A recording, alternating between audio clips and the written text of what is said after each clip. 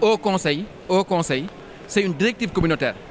Moo tax ci assises yi ñu ne woon on va faire une chambre des collectivités territoriales CNRI reprendre ko comme une directive loolu moo tax nguur gi bi mu ñëwee def le haut conseil des collectivités locales tey d'accord naa nga ni ma lan mooy njëriñu haut conseil bu fekkee ça fait 2 ans mairie ñuy grève mu ñu liggéey loolu d'accord naa nga wax ma ko mën nga moo dégg ça veut dire que des institutions on les améliore on les efficace ñun bi ñuy waxtaan suñu ay naatangoo ñun amoon nañ 3 hauts conseillers premier mandat mais nga ànd bokk coalition ñu ne lii dañ ko war dindi nga leen lii de bàyyi leen ko fi parce que lii am na njëriñ mais teewul ñun ñoo perte ay hauts conseillers ñun suñu demoon dañuy amaat hauts conseil mais on a accepté la dynamique globale moo tax tey buñ ko indee ce serait incohérent comme ni ko ñu ne dañuy voter contre mais li may naqaru mooy le fait que nga ñëw ne dindi leen ko te xam ne nga koy remplacer est-ce que li ngay indi moo gën li fi nekkoon je pense que aujourd'hui moo taxoon DPG bi am solo on ne réclame pas une DPG parce que on veut Ousmane Sonko ici parce qu'on va l'attaquer non dañu bëgg a xam fan la gars yi jëm ak gars yi li ñuy préparer lan la je pense que loolu mooy respect ak loolu mooy cër askan bi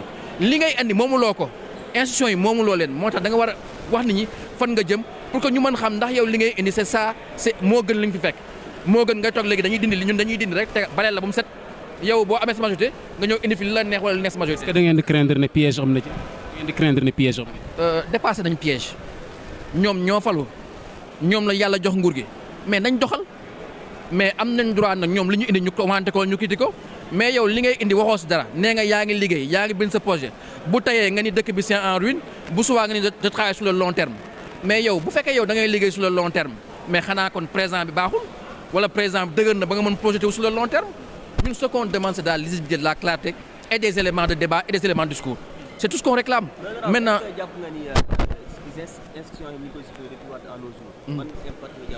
moom laa lay wax ni c'est la preuve que le Sénégal n'est pas une grande démocratie arrêtons de donner des leçons nous ne sommes qu'une démocratie électorale voire électoraliste ce que nous savons faire c'est organiser des élections et faire des alternances nous ne savons même pas équilibrer des institutions sur le long terme et je pense que c'est un des grands défis de notre démocratie c'est un pays qui a des institutions stables équilibrées viables pour que bu ñu waxee ñu ne on a une intangibilité du mandat ñu xam ne que on a aussi une intangibilité des institutions je pense que c'est un des défis. Mais certainement pas.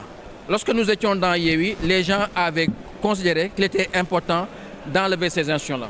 Aujourd'hui, tu peux me dire que, écoute, ça sert à quoi d'avoir un conseil alors que les clôtures sont en grève depuis 2 ans. Cela prouve que des institutions, il faut les améliorer. C'est dynamique. Mais est-ce que ce qu'on va nous ramener est meilleur que ce qu'on a aujourd'hui? Le Haut Conseil est une directive communautaire que les assises avaient reprise à travers une chambre des collectivités territoriales. Mais que ce pouvoir-là a repris avec un haut conseil de collectivité territoriale, mais est-ce qu'on n'avait pas besoin de garder ça? Nous, par cohérence, on avait perdu parce que nous, on avait 3 hauts conseillers, mais on les a perdus à cause de la dynamique de groupe. Cela prouve que quand les gens disent que nous sommes des têtes ou quelque chose, c'est nous qui avons perdu en quittant le haut conseil. Mais on a sur la dynamique de groupe.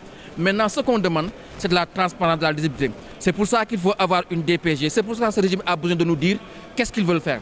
Tu ne peux pas nous dire enlever. Regardez l'article. On change juste la constitution, l'article en nous disant que maintenant les institutions de la République, c'est le gouvernement, c'est le président et c'est l'Assemblée.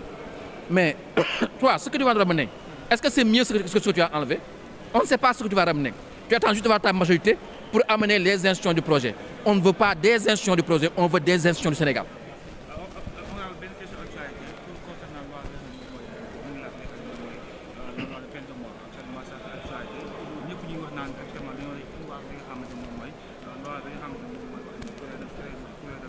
Il faut arrêter de gérer les événements du pays avec de l'émotion. Il faut arrêter de fédivériser le débat public. Quand il y a eu les événements de mars 2021 là, Macky Sall a suréquipé la gendarmerie. Il est sorti pour dire aux gens, l'idée amati. Mais Amanna, quand le général Fall est sorti pour dire que notre offre de sécurité est compromise, les gens n'ont pas voulu entendre. Mais quand vous avez une population qui est largement supérieure à l'offre de sécurité, les ratios ne sont pas bons.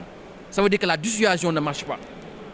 Mais aujourd'hui, est-ce qu'aujourd'hui, il ne serait pas temps de discuter de notre sécurité, de l'État, de la police et de la sécurité de proximité? Mais c'est important, mais avec quels moyens aussi? Qu'est-ce qu'on est prêt à investir dans la police? Donc quand on nous parle de rationalisation, d'économie des institutions, mais aujourd'hui, on veut savoir c'est quoi les arbitrages. Et ce sera un des débats importants du prochain marathon budgétaire, si bien sûr on est là. C'est pour ça qu'il faut absolument éviter de faire voter le budget à travers des ordonnances ou des décrets. il faut faire un marathon budgétaire, que les gens puissent demander des budgets. Et en toute transparence, vous, la presse, vous aurez les crédits qu'on a attribués à la sécurité de l'État et à la sécurité de proximité pour avoir un débat de fond, pas un débat fait divérisé.